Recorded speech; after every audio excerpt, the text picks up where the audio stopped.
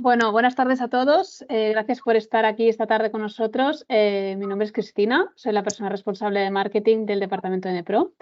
Y vamos a empezar con nuestra webinar del día de hoy. Vamos a estar con la doctora Sonia Ruiz, que se va a encargar de explicarnos un poquito todo lo que es el SIBO, cómo trabaja ya el SIBO y un poco su experiencia clínica. ¿Vale? Así que os pediré, por favor, que os silenciéis para que no intercedamos en la presentación y vamos a escucharla. Cualquier pregunta que tengáis, si la queréis ir poniendo en el chat, para cuando acabemos iremos resolviendo las que nos dé tiempo. El resto de preguntas las responderemos a posteriori, os las enviaremos o contactaremos con vosotros para cualquier otra pregunta que no se pueda solventar. ¿Vale? Así que muchas gracias de antemano y os dejamos con la doctora. Muchas gracias, Cristina. Pues bueno, yo soy Sonia, como comentaba Cristina, doctora y nutricionista, y bueno, especializada pues en todo el tema de metagenómica, de alimentación disbiótica y de digestivo en general. Así que bueno, hoy venimos a este webinar. Yo a vosotros no os veo porque estamos en Teams, con lo cual las preguntas que vayáis haciendo no las voy a ir viendo, pero mi compañera Cristina, como decía, pues las va a ir recopilando y al final pues iremos contestando las que nos dé tiempo y las que no, pues iremos contestándolas por correo electrónico, y aquellas que sean más, a lo mejor, de algún suplemento en concreto y demás, más en cuanto a la ficha técnica de los suplementos, pues los podrán contestar también los propios compañeros del laboratorio, por así decir. ¿Vale? Así que vamos a empezar el webinar de salud intestinal y vamos a hablar sobre todo del SIBO, ¿no? Del SIBO y de la teoría, de la estrategia terapéutica, de la dieta, de los suplementos, de todo un poquito, ¿no? Vamos a ponernos en contexto y de ver a la práctica clínica cómo lo podemos ir llevando. Primero de todo, el SIBO a día de hoy cada vez se escucha más, cada vez están más medios de comunicación, en más redes sociales, ¿no? Se vincula mucho a malestares intestinales, disconfort, etcétera, etcétera. Pero, ¿qué es exactamente esto del SIBO, no? El SIBO, pues por sus siglas en inglés, ¿no? Pues es un sobrecrecimiento bacterial en el intestino delgado, pero realmente a la práctica clínica es otra historia, ¿vale? Podríamos decir que viene a ser una disbiosis en el intestino delgado, dejémoslo así, porque es como un abanico muy amplio, ¿no? de alteración intestinal, de disbiosis como tal, y que hay múltiples también estrategias para poder paliar toda esta disbiosis, toda esta alteración. Entonces, es importante también conocer eso, que no es únicamente un sobrecrecimiento bacteriano como tal, ¿vale?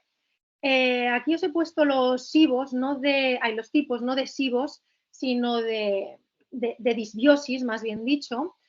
Y antes de irlos leyendo, ahora ya igualmente vemos que tenemos 4 tipos, pero antes de entrar es importante que no entremos en un reduccionismo una vez pues nos llega el paciente a la consulta con un, por ejemplo, SIBO hidrógeno positivo, ¿vale? ¿Por qué os comento esto de no caer en un reduccionismo? Pues porque va mucho más allá, como comentábamos. Muchas veces son SIBOs o alteraciones intestinales combinables, es decir, podemos tener 2 tipos de disbiosis de estas que tenemos aquí plasmadas, o que arrastra otro tipo de alteración dentro del intestino delgado o grueso también, y nunca caer únicamente en una visión farmacocentrista, por así decir, ¿no? Es decir, muchas veces pues tenemos ibometano y el doctor, por ejemplo, le ha dado este tipo de antibiótico y ya está. Es decir, reduccionismo y acción farmacocentrista, personalmente yo no lo recomiendo mucho porque a la larga pues no va a ser tan fructífero el tratamiento en general que le podamos ofrecer al paciente, ¿no? Es decir, es importante, tanto con la dieta como con los suplementos, intentar, por así decir, regenerar todo el tema del ecosistema intestinal para partir, tratar el origen, ¿no? Tanto las causas como también todo el tema de la regeneración de la microbiota intestinal. Pues antes de comentar, ¿no?, los tipos de disbiosis, pues quería dar este pequeñito matiz y paralelamente de no encasillar al paciente en un tipo u otro, porque como os comento, ahora veremos que va muchísimo, muchísimo más allá. Pero bueno, sin más, no, para tener un punto de partida dentro de la presentación, porque si no nos quedaríamos un poco desordenados, vamos a hacer como 4 tipos, ¿no? El SIBO por bacterias productoras de hidrógeno y el IMO, ¿no?, que es el dicho también coloquialmente SIBO, metano, o SIBO por arqueas productoras de metano, es decir, arqueas metanogénicas. Estos dos los podríamos catalogar como a lo mejor los más básicos, los que más nos traen en consulta, ¿no?, a día de hoy, por así decir, y los, entre comillas, más conocidos, ¿no? Dentro de todo lo que tenemos, tampoco es que haya mucha literatura, la verdad, pero bueno, que dentro de lo que tenemos a día de hoy en bibliografía, pues podemos destacar estos dos. Si más no, se caracterizan ambos pues por hinchazones abdominales, malestar, dispepsia, mala calidad de vida digestiva, básicamente, aunque podemos, bueno, hacer un pequeño matiz, ¿no?, para poder diferenciar a los dos, aparte de que uno es por bacterias productoras de hidrógeno y otra por arqueas, ¿no?, metanogénicas, pero podemos destacar el tema de las deposiciones, ¿no? Un SIBO hidrógeno vendría a ser más pues un paciente con heces, ¿no?, más deshechas, ¿no?, más estilo diarreicas. Y un SIBO metano, pues más un estreñimiento, más gases, pues sin olor, ¿no? Más que nada para hacer un poco una pincelada de los síntomas, ¿no? No obstante, el SIBO hidrógeno, he de decir que hay muchos profesionales que lo tienen ahí un poquito cogido entre pinzas y no lo ven muy utilitario, ¿vale? Es decir, no lo tienen muy en cuenta a efectos prácticos. Otros que sí, pero otros que no. ¿Por qué? Pues porque realmente el hidrógeno al final tiene efectos positivos para la salud y si, por ejemplo, pues tenemos un paciente que tiene una dieta de base muy rica en verduras, muy rica en frutas, muy rica en vegetales en general, todo ir respetando las pautas previas para hacerse la prueba diagnóstica, que es por aliento, ¿vale? Tomamos un reactivo y vamos soplando cada X minutos y se generan unas curvas.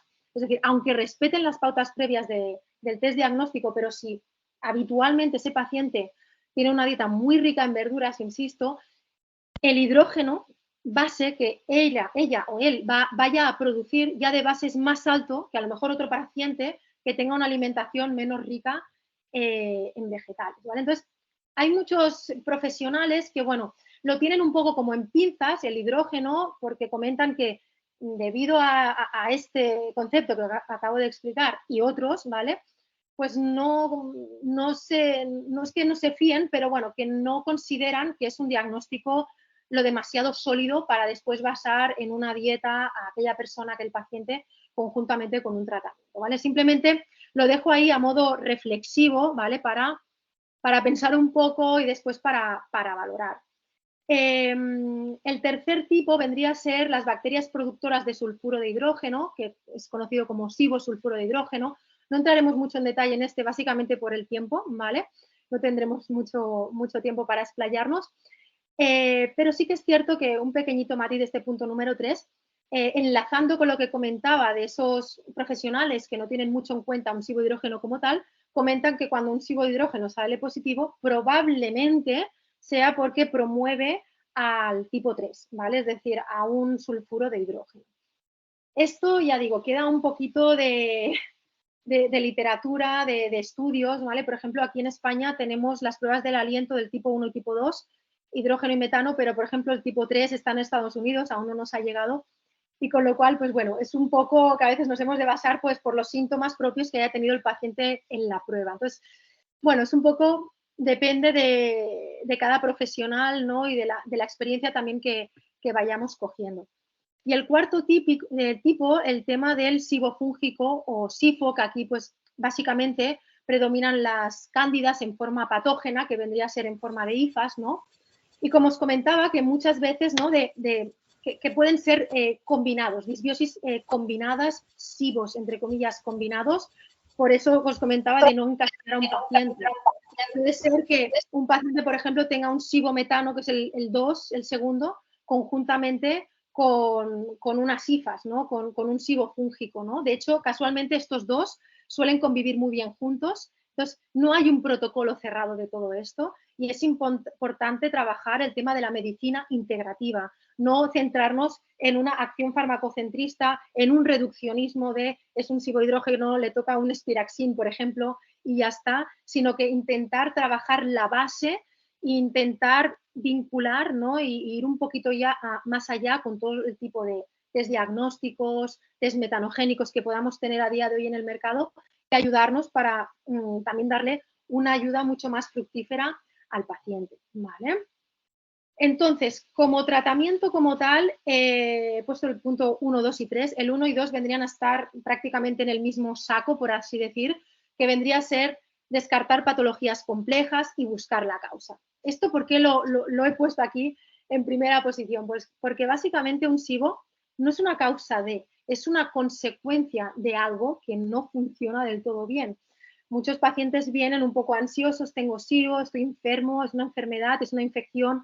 Ni es una cosa ni es otra. Realmente es una consecuencia de algo que no funciona del todo bien o que tenemos una alteración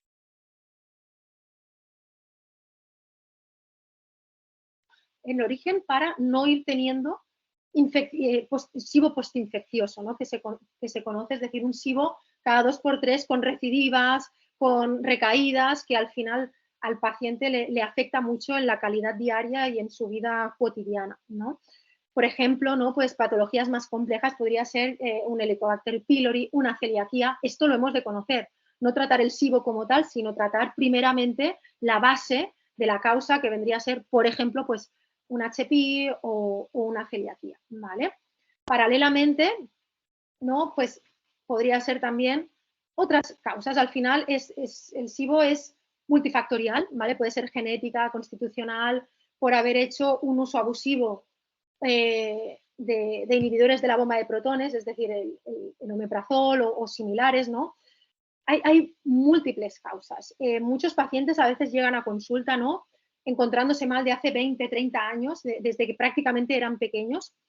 Claro, ahí realmente pues el problema es constitucional, ¿no? Previamente, hace unos años, pues todo era colon irritable, ¿no? Muchas veces lo achacaban a nervios, tómate esta pastilla y ya está, no hay solución como tal, pero a día de hoy existen pruebas diagnósticas que nos pueden ayudar a ir un poquito más allá, a detectar algo más específico, como es un caso de un SIBO, un IMO, etcétera, y tratarlo, ¿no? Cosa que a lo mejor hace 20 años, pues ese paciente arrastra ese SIBO porque hace 20 años o 30 no existía dicho test diagnóstico. También es cierto la paciencia, ¿no? Es decir, hay pacientes que son impacientes porque quieren arreglarlo muy rápido, ¿no? Ese malestar, y hemos de tener en cuenta que si llevamos en este ejemplo, ¿no? Que ponemos 20 o 30 años encontrándonos mal, es imposible que arreglemos la situación en dos semanas, en 3 semanas, ¿no? Entonces, esto también es importante, pues, tener un feedback con el paciente de que al final el intestino es una parte viva de nuestro cuerpo, dinámica, lábil, y ostras, que a lo mejor viene bastante agredida y puede ser que la evolutiva positiva sea proporcional a la lesión, entre comillas, que va plasmado, por si después lo queréis releer, pero es importante también pues atacar la causa, ¿vale? El tema del omeprazol también es muy típico, pacientes que llevan años tomando mucho omeprazol, a lo mejor de forma descontrolada o sin un control médico, pues al final también es un factor de riesgo añadido, o un exceso o mal uso de antibióticos, de fármacos, la mala higiene bucal, abusar de una alimentación desequilibrada, desordenada, el estrés también, después veremos de todo esto pequeños matices, ¿no? Alteraciones autoinmunes como un hipotiroidismo, también efectos tóxicos del tabaco, intoxicaciones alimentarias, déficit enzimático, ¿no? Hay pacientes que presentan pues una deficiencia en enzimas pancreáticas, es decir, al final todo se ha de evaluar para poder después darle al paciente pues una herramienta, ¿no? Mucho más potente y mucho más fructífera para su mejora, básicamente.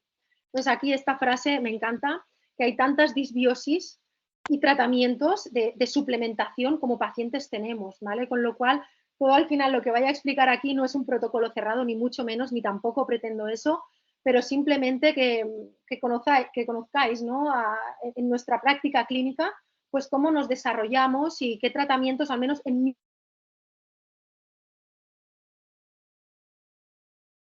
que tengo.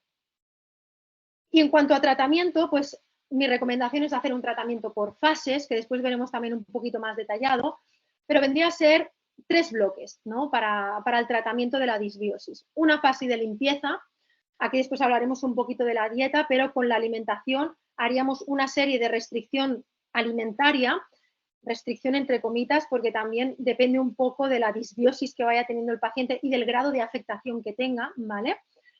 Y el objetivo también básico es la recuperación de la función digestiva, que aproximadamente son unos 2 meses, con lo cual ya con esto le podemos presentar al paciente, ¿no?, que en unos 2 meses aproximadamente empezaremos a tener esa recuperación, ¿vale?, gastrointestinal, con lo cual también eso, enfocarlo y concienciarlo de que será una evolutiva lenta. Ojo, que también es cierto que hay pacientes que son de manual, que mejoran súper bien, tienen un IMO de manual, una mejora de manual, pero como os comentaba, a efectos prácticos no todo es tan perfecto y surgen, pues bueno, casos bastante complejos, ¿vale? Y posteriormente a esta recuperación de la función digestiva, que consiste también en esa reintroducción alimentaria, vendría la fase de mantenimiento, ¿vale? Que es un poco, pues, readaptar la pauta, que el paciente pueda comer lo más equilibrado, variado y óptimo posible, pero siempre siguiendo unas pautas que puedan mejorar siempre y reequilibrar toda la mucosa digestiva y todo el ecosistema intestinal del paciente, ¿vale? En cuanto a la dieta más típica usada, vamos ahora a hablar sobre todo del SIBO/IMO, ¿vale? Porque, por ejemplo, para el sulfuro de hidrógeno es otro tipo, es otro mundo de dieta, pero vamos a centrarnos en los más básicos por un tema de tiempo, como comentaba al principio. En un tema de SIBO/IMO, la dieta más habitual usada viene a ser la dieta baja en FODMAP, ¿vale? Que es una dieta baja en elementos fermentables, y sin dieta no hay éxito, ¿vale? Me vengo a referir, a lo mejor os habéis encontrado también en consulta pacientes que vienen con tratamiento de Spiraxin o tratamiento doble de antibiótico y mejoran al momento, pero enseguida vuelven a tener una recidiva. Es normal al final, ¿no? Hemos de intentar hacer esto, ¿no? De todo el ecosistema intestinal que está desequilibrado, que está disbiótico, hemos de intentar mejorarlo con dieta y suplementos. Es que van unidos de la mano. La dieta, es cierto, la dieta FODMAP, que hemos de usarla como una estrategia nutricional, para nada como un tratamiento a largo plazo, porque también es contraproducente, ¿vale? A lo mejor lo usamos 2 semanas, 4, máximo 6, pero más allá no la podemos alargar, ¿vale? Y paralelamente la dieta no es que nos solucione tampoco el problema. La dieta FODMAP nos ha de ayudar básicamente a detectar aquellos alimentos no del todo digeridos, ¿vale? Al final, en el intestino delgado, que es lo que estamos centrados ahora, es la parte intestinal donde más se absorben y digieren alimentos, con lo cual, si es la parte afectada, tendremos reacciones sobredramáticas a la alimentación, tendremos intolerancias alimentarias, mucha dispepsia, mucho malestar gastrointestinal, porque justo es en la zona donde hay la mayor absorción, etcétera, ¿no? Entonces, es importante usar la dieta para detectar aquellos elementos que nos generan inflamación y a partir de ahí limpiar todo el biofilm, toda la barrera, todo el ecosistema intestinal y después irlo reintroduciendo, ¿vale? Esto es importante también de tenerlo en cuenta. Una de las grandes preguntas es si se puede hacer solo dieta y ya está, o dieta con suplementos, o dieta con antibióticos, o dieta con antibióticos y suplementos. Yo no soy muy fan personalmente y por la práctica de solo dieta, siempre dieta con regenerador intestinal atendiendo a los resultados diagnósticos del paciente. Y el tema de añadir medicación que le haya prescrito el paciente se puede tomar también a la par con la suplementación. Al final son coadyuvantes y puede mejorar mucho esa evolutiva. También es cierto, haciendo un poco de abogado del diablo, que no es que hayan estudios muchísimos, ¿vale? A día de hoy en literatura prácticamente no hay, es muy minoritario. Sí que es cierto que ahora en Valencia se están también haciendo estudios de Spiraxin, de antibiótico con suplementación. Ya cuando salgan a la luz, ¿no? Pues ya también tendremos más información, pero al menos a nivel empírico, a nivel práctico, pues comentaros, ¿no?, que hay una mejora sustancial y que, bueno, se rema aún más fuerte para llegar al objetivo, que es básicamente la mejora del paciente, ¿vale? Entonces, como os comentaba, aparte de la dieta, vamos a ver, ¿no?, un poco la revisión de herbarios, ¿no?, que vendría a ser como coadyuvante del propio tratamiento nutricional.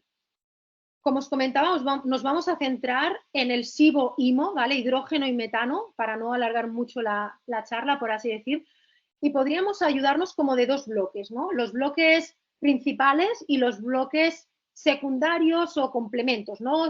Complementarios, por así decir. Cuando hablamos de principales es que atendiendo al tipo de disbiosis que tengamos, pues se posicionan como de gran calibre, de gran importancia para hacer toda esa limpieza que comentábamos. Y los complementarios, pues bueno, lo pongo entre interrogantes porque es un poco, pues bueno, dependiendo, ¿no? Dependiendo del paciente que tengamos delante, dependiendo de la tolerabilidad que vaya presentando a la dieta, al tratamiento natural, etcétera, y atendiendo un poco pues a la evolutiva de síntomas que vaya teniendo, ¿vale? Básicamente lo dejo ahí un poquito en el aire a gusto del prescriptor, ¿vale? Por así decir. Entonces, si empezamos por el bloque principal, por el bloque de gran calibre, vamos a empezar, por ejemplo, con la alicina. La alicina realmente es de gran ayuda para, en este caso, protocolariamente es para el cibohidrógeno, para el cibometano, pero particularmente al contener alicina, ¿vale? Que es el principio activo del ajo, y actuar como el antibiótico neomicina, que este es muy típico para el tema de metanogénico, ¿no? de cibometano, de IMO, lo prescribo mucho más enfocado para el tema metano, pero no quiere decir que para un cibohidrógeno no nos vaya a venir bien, ¿vale? Simplemente que lo enfoco un poquito más a todo el tema IMO, ¿vale? De arqueas metanogénicas. Paralelamente, la alicina, ¿no? Como ayuda mucho al tema de arqueas, como comentábamos, también ayuda al tema de cándidas. Casualmente comentábamos al inicio de los tipos de disbiosis que arqueas y cándidas, ¿no? Patógenas en forma de hifas, pues conviven fantásticamente, ¿no? Entonces, la alicina también al competir tanto con tema de cándida como con tema de arqueas, pues es una ayuda muy positiva. Si aparte también, ¿no? Estudiamos la causa del paciente y resulta tener un Helicobacter pylori, pues nos viene como anillo al dedo porque también trabajará, ¿no? Y tendrá en cuenta todo el tema de alteración que genera el Helicobacter pylori gracias a la alicina, ¿vale? Y también ayuda a si el paciente pues tiene parasitosis, ¿vale? Concretamente lombrices toxurios, ¿vale? Entonces, pues bueno, puede ser al final esto como un manual de consulta para después ir chequeando pues aquellas alteraciones del paciente y ver pues si nos cuadra o no dar este suplemento, ¿de acuerdo? El IMO, como comentábamos, ¿no? En cuanto a las heces, ¿no? a las propias deposiciones que tiramos más a un estreñimiento, también la alicina contribuye a reducirlo. Con lo cual, pues bueno, también nos ayudará. Ya digo, para cibometano, la verdad que la alicina va muy bien, realmente va muy bien. Aparte es antiinflamatorio, promotor del glutatión, que es el padre de los antioxidantes, por así decir, orgánico, con lo cual tiene múltiples beneficios que nos puede ayudar. Como hándicap estaría contraindicado en pacientes que cursen con gastritis, ¿vale? O que tengan un SIBO sulfuro de hidrógeno, ¿vale? Que esto, como habíamos comentado, no vamos a entrar mucho en detalle, pero para también tenerlo en cuenta que no estaría indicado en estos casos.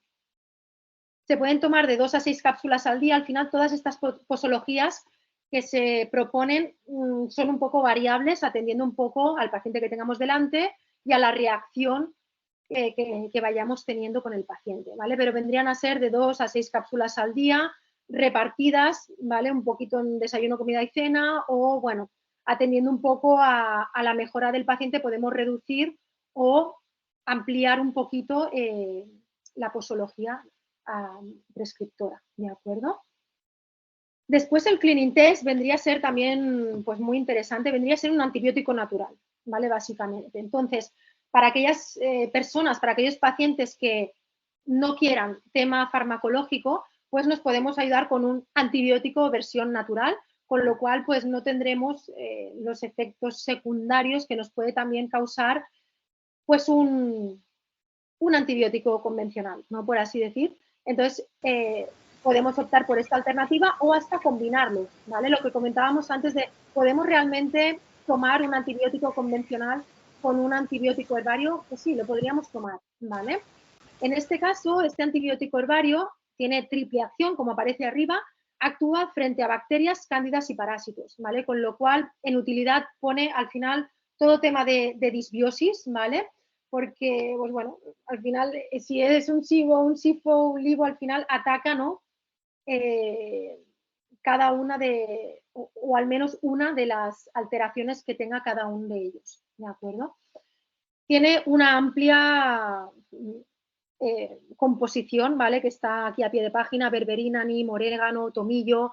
Seguro que muchos de ellos lo habréis oído. Una de las cosas también que más me gusta de esta marca como tal, ¿no? Son los excipientes. Todos los excipientes son naturales, no hay nada farmacológico, porque muchas veces también pues, puede dar reacción ante estos pacientes tan sensibles ahora mismo. Y eso es un punto muy a favor también de toda la gama N-Pro, que está muy enfocado al tema digestivo, como estamos viendo, ¿vale? Entonces, como os comentaba, los 4 primeros principios activos, ¿vale? Que contiene, si nos fijamos, llevan 300 miligramos por 2 cápsulas, o sea, los 4 ingredientes principales contienen la misma cantidad, ¿vale? Es decir, normalmente siempre el primero lleva más cantidad, el segundo un poquito menos, el tercero un poquito menos, ¿no? Pero lleva un combo muy concentrado y realmente nos puede ayudar muchísimo, muchísimo en todo este tratamiento, porque realmente es muy potente, ¿vale? Como posología lo podemos tomar 1, 1 y 1, ¿vale? En desayuno, comida y cena se pueden tomar en las 3 ingestas, pero si es un paciente que realmente tiene un caso muy agudo, es decir, por ejemplo, tiene una Helicobacter pylori, no quiere tomar antibióticos para el SIBO, aparte tiene pues una hepatitis B, ¿no? O solo hepatitis y solo Helicobacter o viceversa, o una cándida también muy, muy grave. En estos casos se puede doblar la dosis a 2, 2 y 2. En ambos casos, tanto 1, 1 y 1 como 2, 2 y 2, por unos 20 días suele ser suficiente, ¿vale? Hay pacientes prescriptores que lo incrementan a un mes, pero yo a efectos prácticos, por ejemplo, en 20 días ya he tenido resultados muy positivos, ¿vale? Pero bueno, me vengo a referir que, bueno, que nos puede también ayudar muchísimo a aquellos pacientes que no quieran absolutamente nada farmacológico para una disbiosis intestinal, ¿vale? Sí que como hándicap no lo podemos utilizar en SIBO sulfuro de hidrógeno, y un poquito de cuidado porque a veces la berberina, ¿vale? Más que nada la berberina por el tema del sulfuro de hidrógeno, y también la berberina en ocasiones tiene efectos hipoglucemiantes. No en todos los pacientes, pero sí que es cierto que si hay pacientes que de base, pues suelo tener bajadas de azúcar recurrentes, tal, o cuando hago deporte me viene un poco como la pájara, ¿no? Un poco de bajón de hipoglucemia. Tener un poquito de cuidado también. Entonces podemos empezar por una dosis más bajita y después ir incrementando a ver pues cómo se va encontrando el paciente, ¿vale? Después tendríamos el Regenin Test. Este para mí es fundamental en cualquier fase 1 de FODMAP, ¿vale? De fase incipiente de FODMAP, porque viene a tener un amplio espectro de propiedades, ¿no? Básicamente, a modo de resumen, podemos decir que el SIBO, aparte de una disbiosis, como habíamos explicado al principio, viene a ser una inflamación de alto grado, ¿no? Esta inflamación de alto grado, que pasaremos a una inflamación de bajo grado con la dieta, los suplementos, etcétera, contribuye también a esa desinflamación, con lo cual es un coadyuvante muy interesante en una fase 1 de SIBO, ¿vale? Paralelamente regenera toda la mucosa intestinal. ¿Por qué? Pues porque al llevar también la glutamina, ¿no? Al final la glutamina es un cicatrizante epitelial y cuando hay una inflamación de alto grado se generan, entre comillas, como unas pequeñas micro perforaciones entre las células intestinales, entre los enterocitos.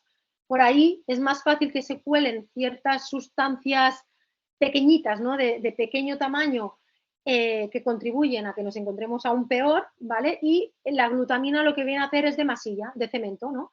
Cicatriza, ¿no? Ayuda a que no penetren por esos microagujeritos que vendría a ser la permeabilidad intestinal que conocemos a día de hoy, ¿no?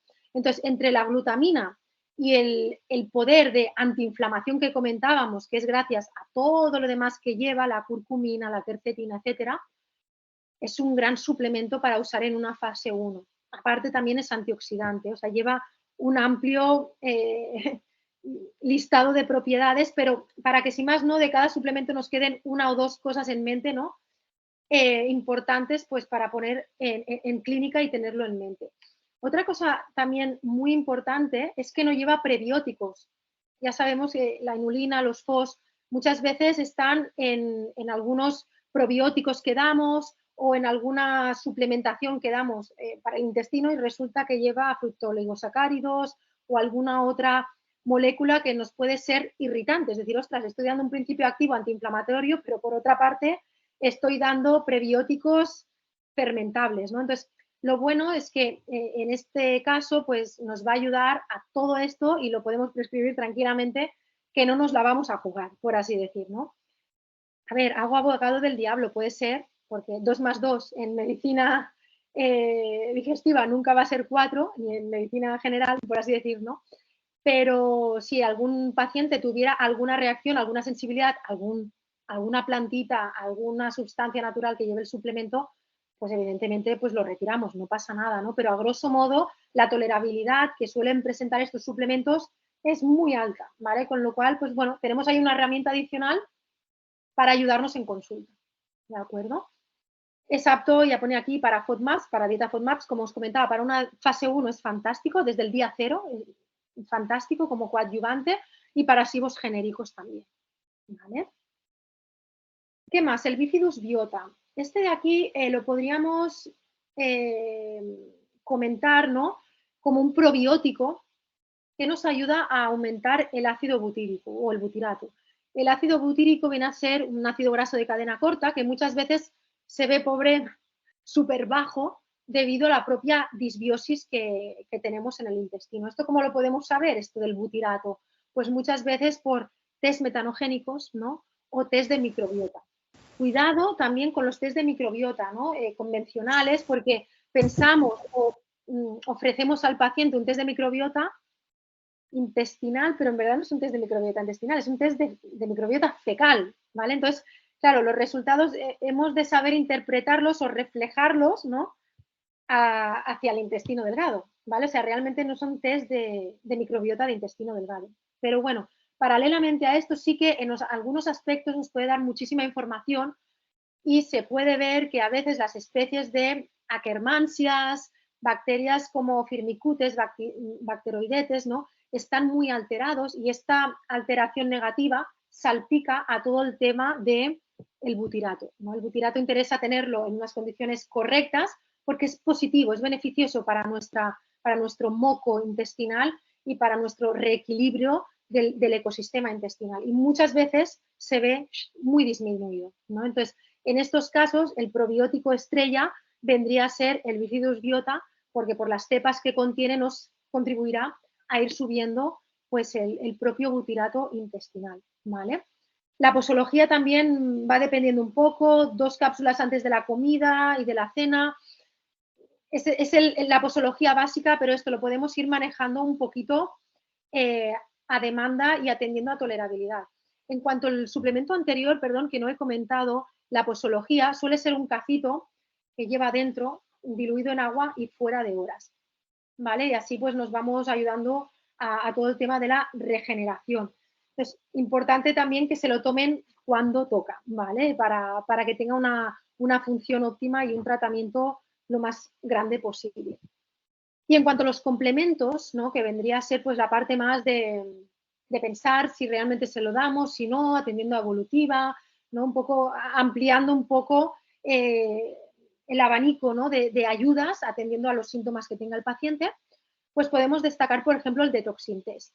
Este tiene muchas propiedades, pero bueno, vamos a destacar las más importantes. Este, por ejemplo, para pacientes con gases, que no hay manera al final de acabar de hacer un limpio al 100%, ¿no? Esos gases residuales. Ostras, estoy en una fase 2 de FODMAP y aún así sigue teniendo pues gases residuales, ¿no? O como un poco de hinchazón como barriga de embarazada. No acaba tampoco de hacer una limpieza como tal. Podemos ayudarnos del Detox Intest, ¿vale? Es un polvito, hay también en cápsulas, pero el tarro grande tendría que ser un polvito con el carbón activo de coco, que básicamente lo que hace es absorber el gas, ¿vale?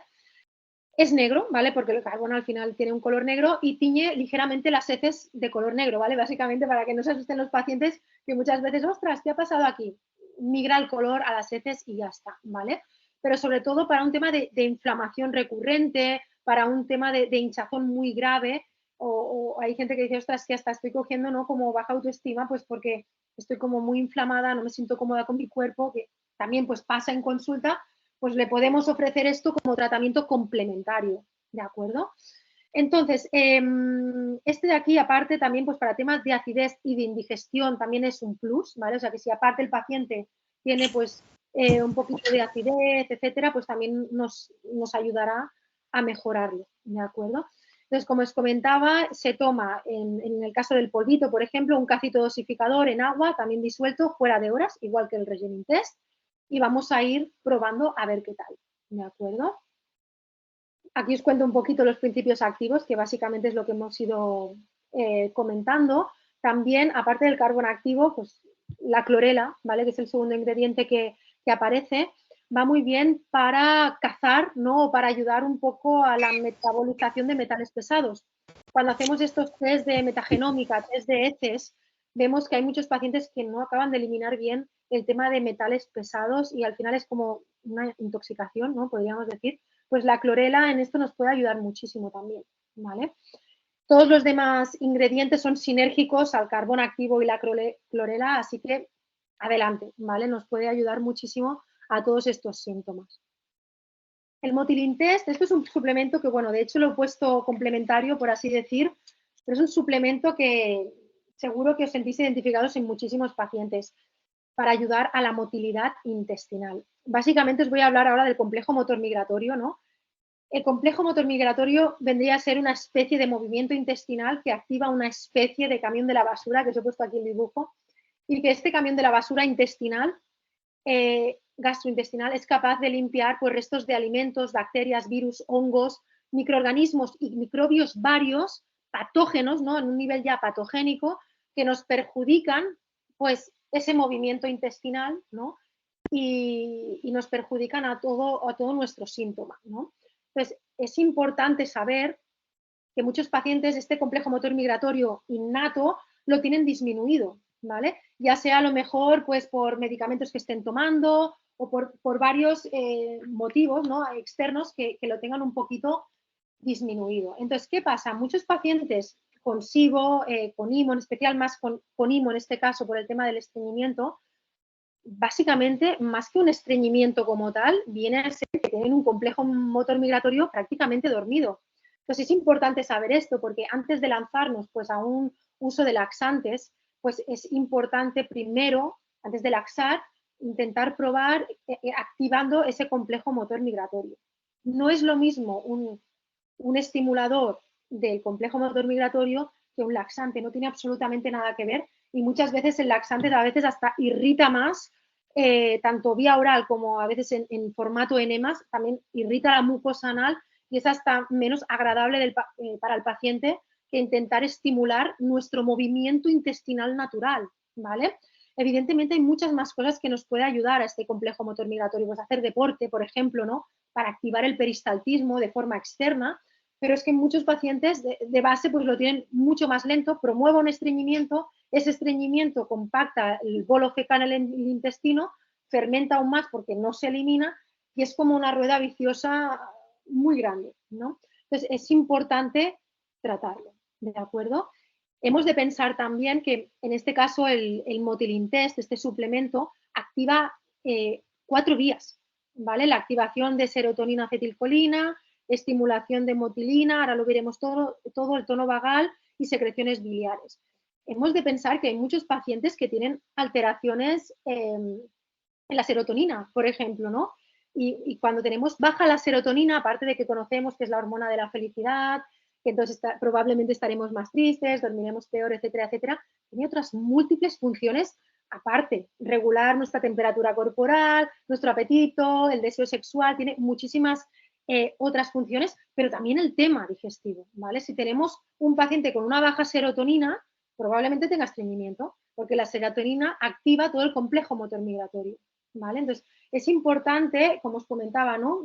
Un enfoque también holístico, integral, para trabajar esto. La típica frase, ¿no? De, ostras, esta persona está de muy mal humor, ¿no? Un amigo, por ejemplo, está de muy mal humor, no habrá ido al baño, irá estreñido, pues tal cual. Viene a ser esto, ¿no? Una baja serotonina promueve un bajo ritmo intestinal.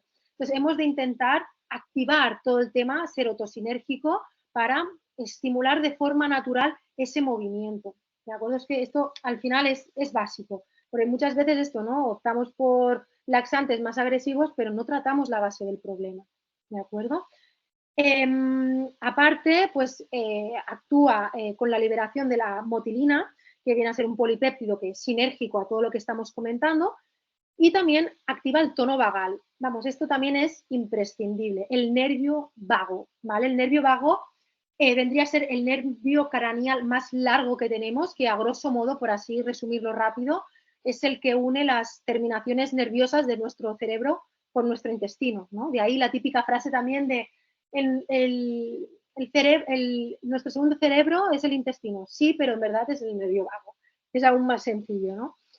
Este nervio vago muchas veces está afectado, ¿no? Hay muchos pacientes que somatizan emociones, psicológicamente están mal, etcétera, etcétera, etcétera, ¿no? Entonces, hemos de intentar también trabajar en un equipo multidisciplinar, intentar ver que si el paciente tiene una somatización de emociones muy alta, derivarlo al tema psicológico para un acompañamiento, ¿no? Y que estimulen ese nervio vago, ¿no? Paralelamente, pues nosotros desde consulta pues podemos poner un granito de arena y decirle, oye, mira, aparte te doy algunos consejos, no nutricionales, sino de hábitos de vida para que tú mejores ese tono vagal e intentes no somatizar, no irradiar tanto esas emociones vía digestiva, ¿no? Como por ejemplo, pues algo tan sencillo como al ducharnos, al acabarnos de duchar o al acabarnos de bañarnos, acabar con agua fría, ¿no? Para estimular ese nervio vago. Al final es un poco como, entre comillas, descontracturar ese nervio que tal cual canaliza el tema emocional y nos perjudica muchísimo a la disbiosis, ¿vale? De hecho, cuando comentábamos el tema de las causas, una de las causas pues es el tema de la salud mental, ¿vale? Pues pacientes que son altamente sensibles, altamente autoexigentes, que por todo sufren y al final, al canalizar tanto las emociones, genera una inflamación de alto grado, genera cortisol y al final pues hace un disconfort intestinal muy importante. Entonces, por mucha dieta, por mucha suplementación también que demos, si no tratamos el tema psicoemocional, iremos un poquito a pata coja. Por eso al final, medicina integrativa, medicina holística e integral y un tratamiento sobre todo multidisciplinar, ¿vale? Y paralelamente el tema de incremento de secreciones biliares que también activa esta vía y con lo cual pues favorece mucho más ese movimiento intestinal, ¿vale? Con lo cual, dicho todo esto, podríamos como indicación poner este prototipo de pacientes que tenemos aquí puestos, ¿no? De personas con estreñimiento por baja motilidad, pacientes con diarrea, pacientes que tengan también un vaciado gástrico-intestinal de base como vago, lento, ¿vale? Pacientes con sensaciones nauseosas, vómitos, ¿vale? Entonces, es importante también activar toda esta parte con suplementos. También vía dietario podemos ayudar al paciente con un suplemento de este estilo. Aquí os aparece también la suplementación, por si lo queréis ver un poquito, irlo chequeando, ¿vale? Destaca pues la N-acetil L-carnitina, la Brifonia simplicifolia, que al final es una fuente de 5-HTP, promotor del hidroxitriptófano y de la serotonina, ¿vale?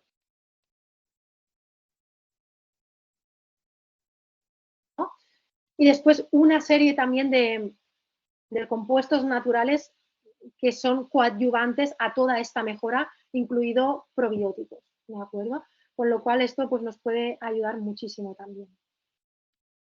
En cuanto al Enzym Digest, que este es otro suplemento, también nos puede ayudar mucho, mucho, mucho, sobre todo en pacientes más con problemas en la vía alta, en la vía gástrica. Es decir, sospecho que este paciente, ¿no? Aparte de todo el tema disbiótico intestinal, pues haya algo en el estómago que flaquee y que vaya a pata coja, como por ejemplo digestiones lentas por falta de enzimas o porque he visto que faltan, tiene un déficit enzimario debido a que lo he visto en algún test metagenómico, ¿vale? Pues las enzimas al final son básicas, ¿vale? Las enzimas digestivas nos ayudarán a digerir ese bolo alimentario, empezando por la parte alta, por la parte gástrica.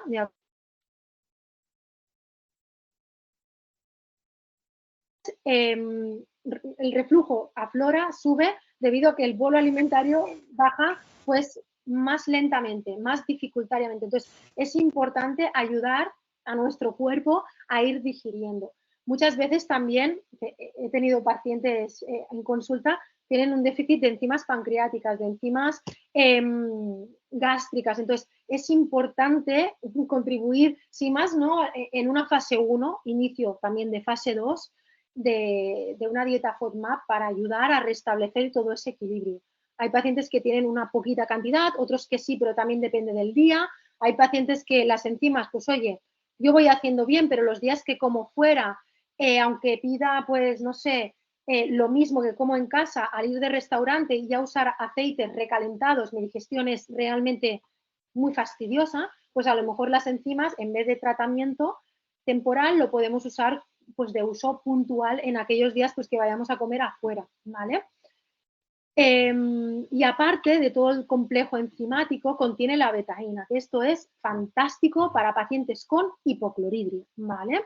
Sobre todo para aquellos pacientes que hayan estado tomando omeprazol a largo plazo, que ya sabemos, ¿no?, que un inhibidor de la bomba de protones a largo plazo también contribuye a una hipocloridria, o también para aquellos pacientes que den el paso, ¿no?, conjuntamente con la aceptación del médico, de ir dejando progresivamente el omeprazol, ¿no? Muchas veces, si se deja de golpe el omeprazol, la hipocloridria aflora, te encuentras tan mal que vuelves al omeprazol y ya vas sugestionado, te da miedo y el paciente se niega, ¿no? Entonces, es importante ir reduciendo el omeprazol progresivamente y paralelamente usar pues el Enzym Digest, en este caso, para hacer pues esa transición, ¿vale? Siempre también bajo supervisión médica, ¿eh? Nunca vamos a desautorizar un médico, evidentemente, pero bueno, que hay estudios también, ¿no?, que vincula pues el omeprazol y derivados con una hipocloridria. O puede ser que el paciente de base ya presente una hipocloridria, ¿vale? Entonces, con esto nos podremos ayudar a mejorar todo el tema digestivo de vías altas, gástricos sobre todo, ¿vale? Lo que sí que estaría desaconsejado en este caso, por todo el tema de la hipocloridria que comentamos, sería para pacientes con exceso de ácido, ¿vale? Con una hipercloridria. Aquí sí que, pues mejor que no lo ingiriera, ¿vale?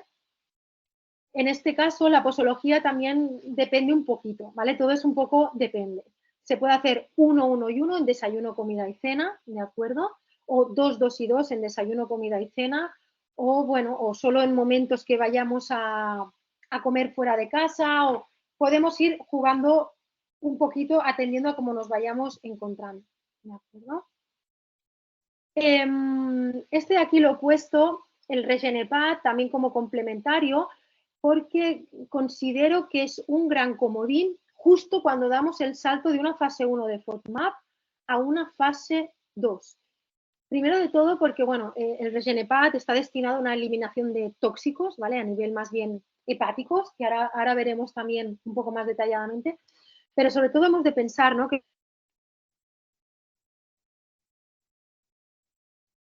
de muy alto grado, el segundo órgano que más afectado se ve es el hepático, ¿vale? Entonces, siempre va bien, si hay casos muy agudos, muy complejos, de cuando damos el salto a una fase 2 de FODMAP, ayudar a este segundo órgano, por así decir, a intentar detoxificar todo aquello que por alteración disbiótica hemos ido segregando. Es decir, de vías de detoxificación hepática hay 4, ¿vale?, que aparecen aquí.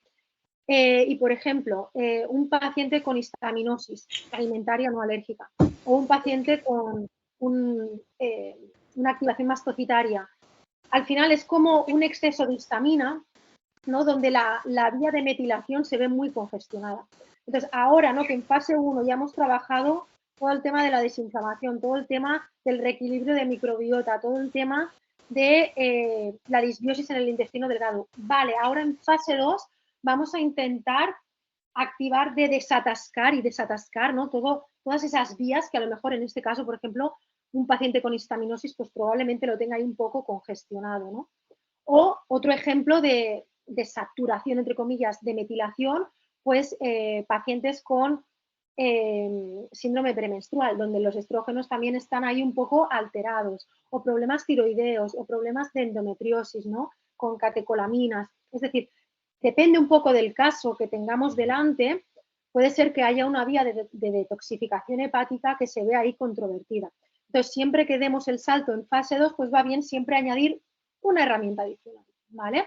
Por ejemplo, seguro que habéis tenido pacientes en consulta que no hay manera de que hicieran legumbres o producto crudo, las lechugas, ¿no? La típica iceberg gruesa con nudo fibroso grueso que cuesta muchísimo de digerir, que es que no puedo, se me hincha la tripa, o ostras, es que bebo vino y es que reacciono a los sulfitos, es que me noto como inflamada, como hasta con reacción como alérgica, ¿no? O, ostras, no me sienta bien el pimiento rojo estando apto en una fase 1 de FODMAP, o el brócoli o el pepino. Probablemente la vía de detoxificación de sulfatación esté un tanto congestionada. Entonces, aquí también vendríamos a darle una ayuda brutal a ese paciente, ¿de acuerdo? Con lo cual, os he puesto varios casos para que también tengáis orientación de qué tipos de vía de detoxificación se pueden ver comprometidas, ¿vale? También la vía de glutación, aquí, pues, por ejemplo, pacientes que tengan un VIH y que también aparte tengan un IMO, un SIBO, etcétera, ¿vale? Aquí vendría también muy bien el Regenepat, o pacientes que tengan un nivel de metales muy elevado, también iría muy bien, o patologías neurológicas. Y por último, la glucuronidación, ¿vale? Que aquí vendrían a ser aquellos pacientes que no tiran, ¿vale? En cuanto a energía, que están cansados, que es que no hay manera de revifarlos, que aparte tienen como malestar dérmico, como picores en el cuerpo, como hasta un tono tirando a amarillento en la piel. Aquí probablemente esta vía esté un poco congestionada. También pacientes que estén polimedicados, al final es que todo pasa por el hígado, ¿no? Se ha de pasar por ahí, por ese órgano, y al final, en mayor o menor medida, se puede ver afectado. Con lo cual, aquí también sería interesante intentar descongestionar todo el tema hepático. Aquí os he puesto bueno, un esquema de cada principio activo que contiene, pues la vía de detoxificación hepática a la que ataca. Podéis ver que hay muchos principios activos y que cada uno ataca una como tal, ¿vale? Y que con lo cual, a grosso modo, ¿no? Y resumiendo, pues tiene una, una indicación muy, muy grande, muy completa en las 4 vías de ayuda a la detoxificación. Con lo cual, no es que únicamente actúe en la metilación o en la sulfatación, ¿vale? O sea que limpia, por así decir, las 4, entre comillas, tuberías hepáticas, y el paciente seguro que se nota muchísima mejora en todos estos síntomas que hemos comentado y también simplemente en una simple digestión, ¿vale? Con lo cual, ahí lo dejo para quien sea un poquito curioso en cuanto a todos los complementos que lo podáis chequear, ¿de acuerdo? En cuanto a la postología, lo mismo, viene un poco dependiendo del paciente que tengamos delante, ¿vale? Pueden ser 2, 4 cápsulas, un poquito dependiendo de la tolerabilidad, dependiendo de la reacción que vayamos teniendo. Y bueno, hasta aquí un poquito el webinar. Si tenéis alguna duda, pues esto yo no lo he podido ir viendo porque no, al estar por esta conexión solo veo la presentación, pero mi compañera Cristina lo ha ido registrando todo y a ver a lo que da tiempo, y a lo que no, pues siempre podéis escribir al propio servicio técnico, que os contestarán siempre en la mayor rapidez posible, y todas aquellas dudas que tengáis, si se puedan ayudar un poquito, pues seguro que os lo contesto. Bueno, muchas gracias, Sonia, por todo. Mira, no hay ninguna pregunta en concreto ahora. Ahora veo que se escribe en el chat, ¿vale? Si alguien tiene alguna duda, quiere hacerla ahora en directo, no hay ningún problema. Es decir, si alguien tiene duda, se puede quitar el micro y hacer la pregunta sin problema. Nos decís quién sois para que Sonia pueda situaros y podéis hacer la pregunta que consideréis de la presentación que hemos visto hoy, ¿vale? Perfecto. A ver, aquí hay una que está escrita. Begoña, ¿quieres hacer la pregunta?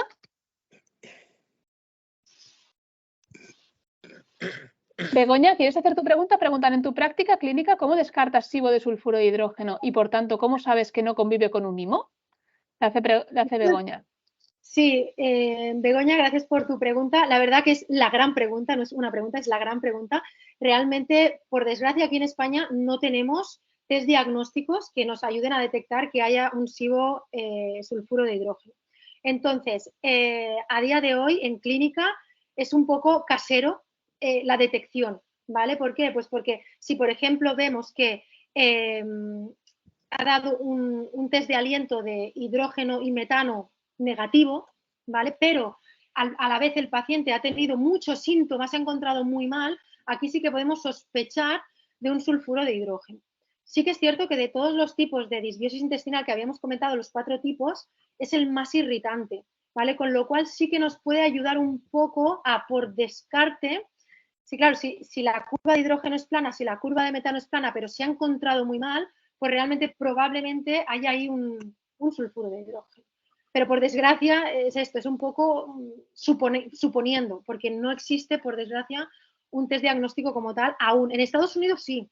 Si se va a Estados Unidos y vuelve, pues nosotros muy contentos. Pero a día de hoy, aquí en España no existe. Juan Francisco Ballesteros quería hacer una pregunta. Ha levantado la mano, si quiere hacerla. Sí, buenas noches. Buenas noches. Ana, encantado. Mira, quería saber si has evaluado la acción de estos productos con hormonas como la gastrina, la secretina, colecistoquinina. Vale, a efectos prácticos, o sea, ¿te refieres si los he combinado? No, si has evaluado, si tienes algún tipo de estudio hecho sobre el efecto de estos productos a normalizar la actividad de la mucosa con este tipo de hormonas. No, estudios como tal, ¿no? De hecho, es muy complicado, por eso, de hecho, en general existe tan poca literatura de todo esto, porque para hacer un estudio como tal, ni los presupuestos son comparables con una industria farmacéutica, ¿no? Por así decir. Como al final también, al ser casos tan, por así decir, complejos, es decir, para hacer un estudio también de pacientes no podemos encasillarlos como tal, y la verdad que cuesta mucho hacer estudios como tal, ¿no? Yo por mi parte no he realizado en primera persona estudios como tal, sí que te puedo hablar desde mi práctica a nivel empírico y de lo que he ido experimentando en consulta, básicamente, pero ojalá en un futuro pudiera llevarlo a cabo y me haría muchísima ilusión. Muchas gracias. Pregunta Susan Judas, ¿cómo detectar el SIBO sulfuro? Bueno, viene a ser la primera pregunta. Sí, ¿no? Se desaparece. ¿Vale? Sí. Por descarte un poco, así las curvas son planas, pero ha tenido el paciente un síntoma muy agresivo. A grosso modo vendría a ser así. Pero es esto, que tampoco es que haya un protocolo cerrado. A día de hoy, por desgracia, está todo muy en el aire. Vale, y Rusé pregunta, ¿qué tratarías primero? ¿Una patología hepática y SIBO a la vez? Esto también te diría, Roger, que un poco depende de lo que prevalezca en el paciente, ¿no? Si realmente, por ejemplo, pues tiene una afectación hepática muy grave y primero tratar la afectación hepática y después el IMO, el SIBO, lo que tenga, esto es un poco atendiendo al paciente que tengamos delante, a la afectación y un poco atendiendo a los resultados diagnósticos que tengamos. Yo honestamente me arriesgo muchas veces y trato un poco todo a la vez, ¿no? Es decir, por ejemplo, el Regenepat, ¿no? En este caso, que lo había comentado como complementario, pues lo podríamos poner como bloque primario, ¿vale? Intentar trabajar una dieta FODMAP y a la vez incorporar pues un estimulador o un limpiador de las vías hepáticas. Al final es esto. También lo que te podría aconsejar es comentarlo con un médico especialista en microbiota, también pues para trabajar un poquito en equipo, para ver un poco el punto de vista del médico y así pues evaluarlo un poco, ¿no? A partir del grado de lesión que tenga hepáticamente o del grado de lesión intestinal y valorarlo un poco en conjunto. Perfecto. Begoña ha levantado la mano, no sé, creo que aún no he hecho pregunta, ¿no? Si quieres comentar.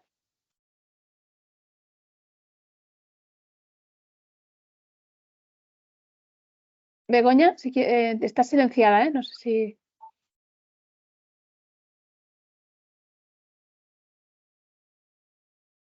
No se oye nada, ¿eh? No, ¿no? Si estás hablando, o yo no oigo nada, ¿eh? No, yo tampoco, no oímos la pregunta. Bueno, si quiere luego intervenir, pues ya comentará. ¿Alguien más tiene alguna pregunta más, alguna cosa que comentar? Si no, daremos por finalizada la charla.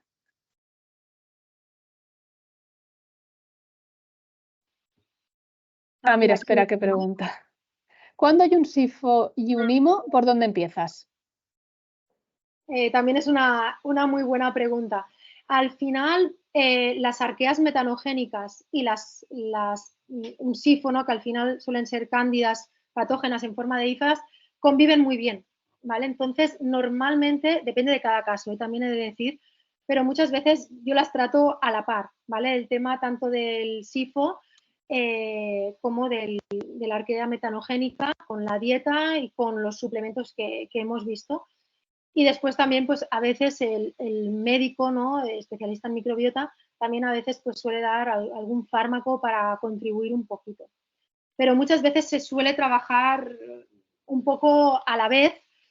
También depende, porque te puedo comentar que hay el day off, ¿no? Que es decir, cuando el paciente empieza a hacer una fase 1 de SIBO, los 2-3 primeros días se encuentra a veces muy mal. No pasa en todo el mundo, pero hasta existe registrado, ¿no? En literatura que hay el day off.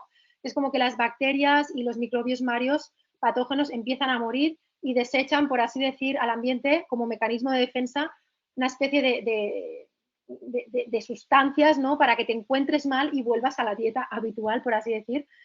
Entonces también es un poco si ese paciente tiene un day off, si no, pues vamos por aquí, vamos por allá. Es decir, con lo que quiero expresar sobre todo es que no hay un protocolo cerrado y que muchas veces pues podemos empezar pues a tratar, por ejemplo, las dos alteraciones más evidentes, ¿no? Que podemos encontrar, pero es muy importante ir teniendo un feedback con el paciente para ver si va viento en popa o a lo mejor está un poco con algún tipo de malestar y a partir de aquí, pues bueno, retiramos el tema de suplementación de cándidas, lo incorporaremos un poquito más adelante o el tratamiento farmacológico que te hayan dado de cándidas, ir engranando un poquito. Pero honestamente, muchas veces he tratado los dos a la vez y vamos tirando millas. Pregunta también que qué tipo de dieta haces, si bajo en hidratos de carbono o FODMAP. Yo creo que esto lo has comentado, ¿no? Pero...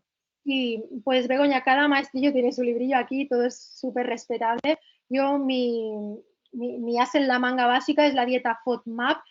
Por si quieres más información, me guío mucho por las tablas de la Universidad de Monash, ¿vale? Todas esas tablas son las que más me uso. Pero también te he de decir que hago muchísimos matices, es decir, no solo doy la dieta FODMAP como tal, sino que después doy muchos matices de esa dieta, que si los vegetales en este tipo de cocción, que si las frutas este otro tipo. Voy mucho más allá atendiendo a los resultados y aparte la suplementación, ¿vale? Que también no hay un protocolo cerrado y pues venga, vamos a empezar por esto, después lo otro, pero siempre es con dieta y suplementación, ¿vale? Pero la básica por excelencia que yo uso a nivel empírico es la FODMAP, ¿vale? Es esto, la dieta FODMAP no es un tratamiento como tal, es una estrategia terapéutica, ¿vale? No se puede alargar en el tiempo porque es contraproducente.